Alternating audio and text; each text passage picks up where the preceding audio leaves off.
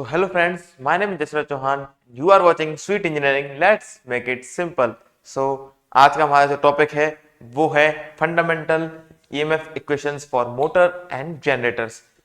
जैसे कि हमारे पता है आपको, हमारी डीसी मशीन की सीरीज चल रही है जिसमें हम डीसी मशीन के सारे एसेंशियल टॉपिक्स को कवर कर रहे हैं जो आपके एग्जाम पॉइंट ऑफ व्यू बहुत इंपॉर्टेंट है।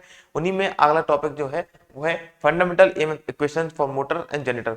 देखिए, डीसी मशीन की एक अच्छी क्वालिटी ये है कि आप एक सिंगल मशीन को बिना किसी कंस्ट्रक्शन चेंज किए उसके अंदर आप दोनों तरह यूज कर सकते हो, मोटर की तरह भी जनरेटर की तरह भी। ठीक है, मतलब आप उसको मैकेनिकल एनर्जी प्रोवाइड करके इलेक्ट्रिकल एनर्जी ले सकते हो एंड इलेक्ट्रिकल एनर्जी प्रोवाइड करके मैकेनिकल एनर्जी ले सकते हो।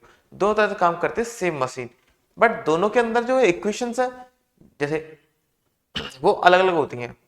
तो आज उन्हीं के बारे में बात करने वाले हैं कि किस केस में कौन सी इक्वेशन बनती है और उसका क्या क्या कैरेक्टरिस्टिक्स होते हैं, रोल होता है। ठीक है, तो चलिए वीडियो की शुरुआत करते हैं। और उससे पहले जैसे कि हमें पता है, अगर आपको वीडियो पसंद आई हो तो प्लीज वीडियो को लाइक कर दीजिएगा, हमारे चैनल को सब्सक्राइब कर दीजिए और बेल नोटिफिकेशन ऑन करके चलिए वीडियो शुरू करते हैं।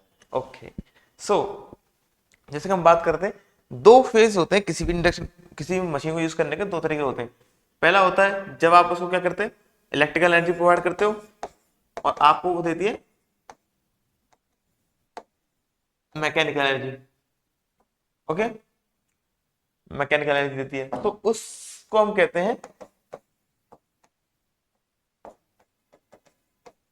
मोटरिंग।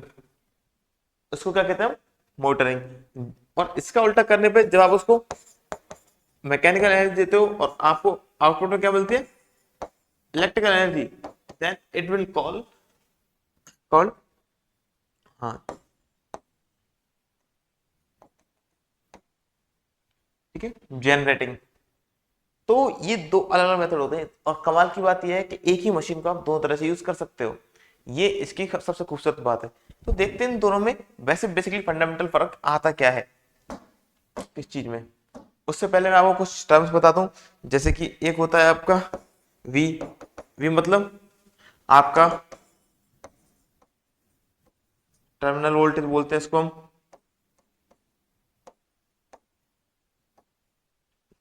इसके अलावा होता है आपका ईबी, पहले तो होता है ईजी, इसको हम बोलते हैं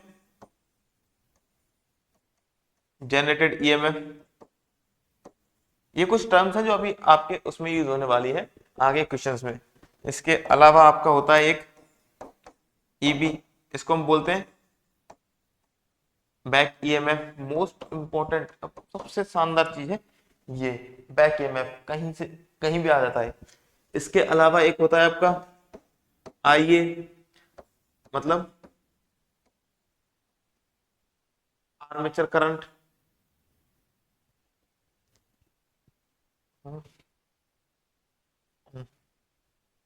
आर्मेचर करंट और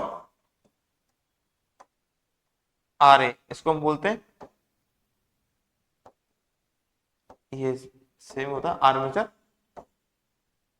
रेसिस्टेंस। फाई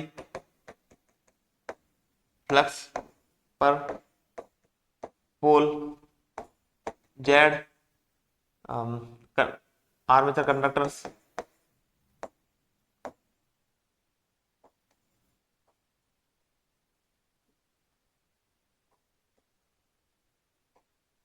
आर्मेचर कंडक्टर्स, इसके अलावा पी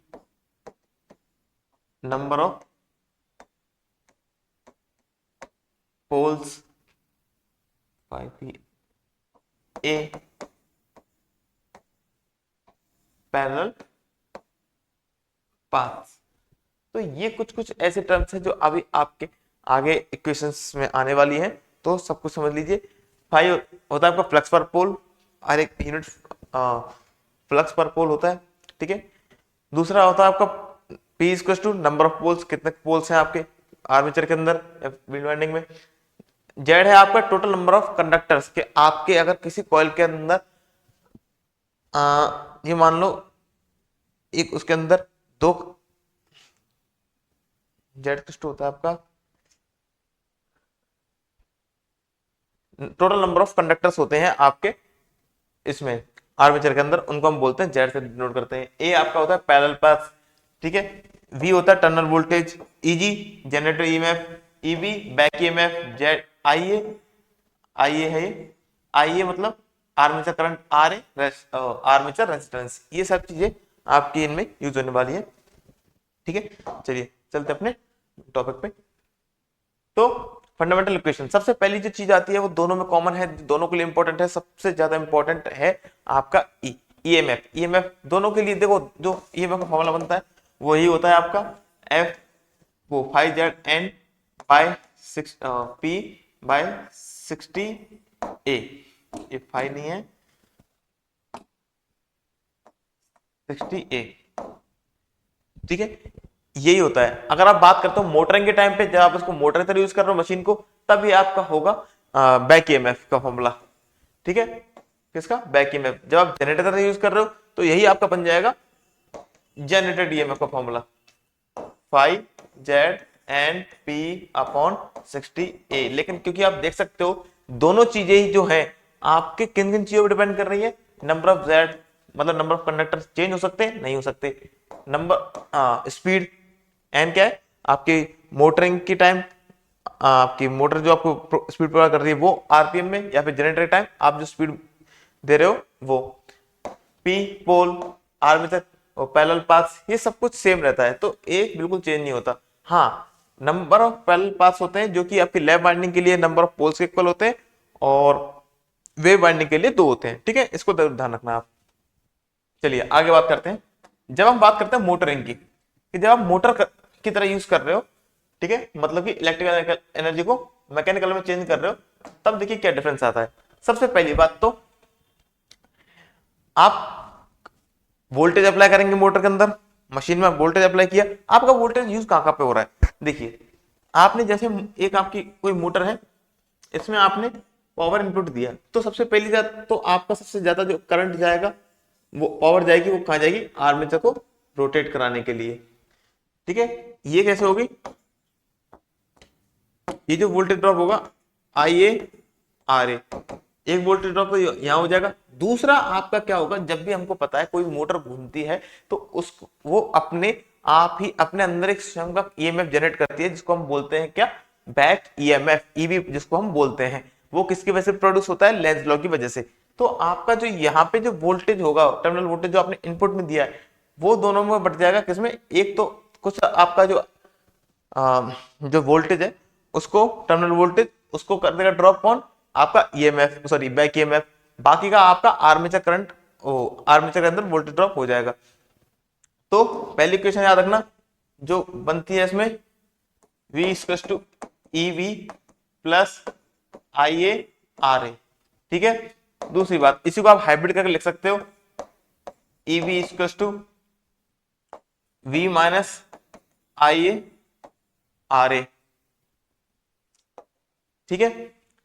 अब अगर आप डीसी मशीन यूज कर रहे हो, मैंने अपनी इस जस्ट पहली वीडियो में आपको बताया कि फ्लक्सेस जो आपके जो ब्रशेस होते हैं, कम्यूटेटर्स होते हैं, उनके बीच में भी आपको वोल्टेज ड्रॉप देखने को मिलता है, क्योंकि वो भी कम्यूटेटर जो है किससे बने हुए, कॉपर से, वहां भी वोल्टेज ड्रॉप होता है किसी वजह से, हीट की वजह से। इसके अलावा भी स्पार्किंग की वजह से, फ्रिक्शन की वजह से बहुत सारी प्रॉब्लम्स आती हैं, तो वहां भी वोल्टेज ड्रॉप होता है। तो अगर आप ब्रश ड्रॉप को इसके अंदर इंक्लूड कर देते हो तो आपका जो वोल्टेज है इसी के अंदर यहाँ बन जाता है EB वोल्ट वैक्यूम है प्लस IRA प्लस आपका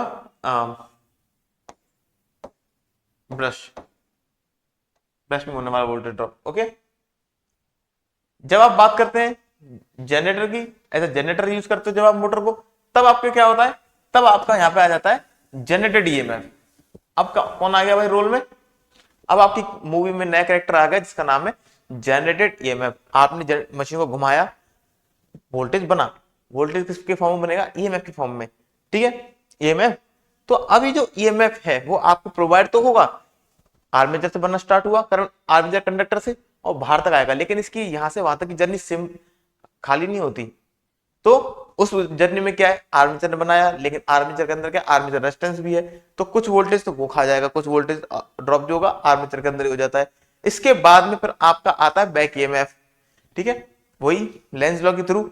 जनरेटर केस में क्या होगा, वहां से बैक ईएमएफ बनेगा, जो कि क्या है, जनरेटेड ईएमएफ को क्रॉस करेगा, लीड करेगा, जिसको हम टर्मिनल वोल्टेज बोलते हैं। तो आपको एट द एंड जो जनरेटेड ईएमएफ है वो किस में बढ़ जाएगा, पहला तो आपका ये टर्मिनल वोल्टेज जो आपको बाहर मिलेंगे, दूसरा इस आर आर्मेचर के अंदर वोल्टेज ड्रॉप प्लस में टर्मिनल वोल्टेज, इन दोनों का सम होता है आपका जनरेटेड ईएमएफ। अगर आप इसमें ब्रश ड्रॉप ऐड कर दोगे, इसका टू हो जाएगा आपका V plus I A R A plus V brush, बस और कुछ नहीं है। ये दो चीज इंपॉर्टेंट होती हैं कि अगर आप कभी भी इक्वेशन का यूज कर रहे हो जनरेशन के लिए, मोटरिंग के लिए, तो याद रखना कि कुछ और फंडामेंटल प्रॉपर्टीज होती हैं जो कि आपको जितना आपने इनपुट, मतलब आपने जो पावर जनरेट की है वो आपको बाहर नहीं मिलने वाली। अगर आप जितना उसको इलेक्ट्रिक पावर दे रहे हो उतनी पावर आपको नहीं मिलेगी। क्यों? क्योंकि बाकी आपकी जो पावर है वो कन्वर्ट होने से पहले बहुत जगह लॉस हो चुके हैं, कुछ ड्रॉप आ चुके हैं उसके अंदर। ठीक है, मोटर के अंदर वही ड्रॉप ईएमएफ की वजह से, बैक ईएमएफ की वजह से और आर्मेचर रेजिस्टेंस की वजह से होता है। इसके अंदर आर्मेचर वोल्टेज ड्रॉप होता है। जनरेटर के अंदर पहले आपका आर्मेचर वोल्टेज ड्रॉप होता है, ईएमएफ बना, armature voltage drop, then back EMF की वजह से। ओके, ये सब होती है। तो आई होप आपको एक चीज समझ में आई होगी। ये जो इक्वेशंस हैं डायरेक्टली एग्जाम में पूछ ली जाती है, बट इनसे ज्यादा जो इनका यूज है वो किया जाता है कहाँ पे, सबसे ज्यादा हमारे जो न्यूमेरिकल्स हैं उनमें सबसे ज्यादा इनका यूज होता है। दोनों के बीच कंपैरिजन चार्ट है, वो देख सकते हो। यहाँ जो मोटर के केस में जो बनता है उसको बैक ईएमएफ बोलते हैं, इसके केस में बनता है उसको जनरेटर ईएमएफ बोलते हैं। E equals to EB plus R I R A, ये EG equals to V plus I G I R A. ठीक है, यहाँ पे क्या होता है, आपका जो ईएमएफ है वो अपोज करता है। आपने सप्लाई दी, ये उसको रोकेगा कि नहीं इतनी सप्लाई हम नहीं जाने देंगे। और इसमें क्या होगा, यहाँ पे जो आपका ईएमएफ बनता है वो करंट को फ्लो कराता है। ठीक है, कुछ कुछ ऐसी चीजें हैं, बहुत ज्यादा मुश्किल नहीं है, 2 नंबर में टॉपिक आ सकता है, तो इतना लिख देना काफी है। ठीक है, चलिए अगली वीडियो में बात करने वाले हैं आपके ओपन सर्किट कैरेक्टरिस्टिक्स के बारे में। ठीक है, तब तक के लिए बने रहे हमारे साथ, आपकी पूरी तैयारी करने का जिम्मेदारी हमारी है। ठीक है, तो मिलते हैं अगली वीडियो में, तब तक ले जय हिंद, जय भारत, राधे राधे।